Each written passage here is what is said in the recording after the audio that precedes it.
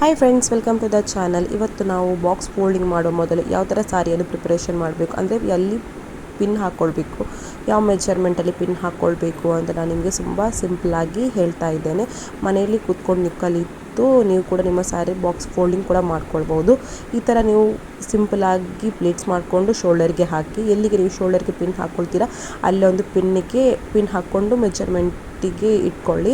ಹಾಗೆ ಸೊಂಟಕ್ಕೆ ಈ ಥರ ಸಾರಿಯನ್ನು ಸುತ್ತಿ ನೆಕ್ಸ್ಟ್ ನೀವು ಸೊಂಟಕ್ಕೆ ಇಲ್ಲಿಂದ ಎಷ್ಟು ಅಳತೆಗೆ ಬೇಕು ಅಷ್ಟು ಅಳತೆಗೆ ನೀವು ಪಿನ್ ಹಾಕ್ಕೊಳ್ಳಿ. ನೆಕ್ಸ್ಟ್ ಫುಲ್ ಸ್ವಲ್ಪ ಸಾರಿ ಸುತ್ತಿ ಸಿಂಪಲಾಗಿ ಈ ಥರ ಸಿಂಪಲಾಗಿ ಸಾರಿ ಸುತ್ತಿದ ನಂತರ ನಿಮ್ಮ ಸೊಂಟಕ್ಕೆ ನೀವು ಎಲ್ಲಿಂದ ಪ್ಲೀಟ್ ಸ್ಟಾರ್ಟ್ ಮಾಡ್ಕೊಳ್ತೀರಾ ನೋಡಿ, ಈ ಥರ ನೋಡಿ, ಈ ಥರ ಇಟ್ಕೊಳ್ಳಿ.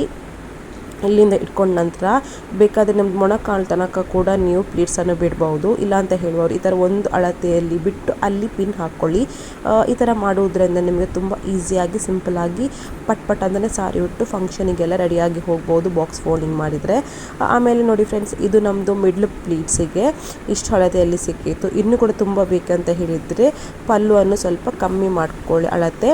ಹಾಗೆಯೇ ಈ ವ್ಲಾಗ್ ನಿಮಗೆ ಇಷ್ಟ ಆಗಿದೆ ಅಂತ ಎನಿಸ್ಕೊಳ್ತೇನೆ. ಇಷ್ಟ ಆದ ಚಾನಲನ್ನು ಸಬ್ಸ್ಕ್ರೈಬ್ ಮಾಡಿರಿ.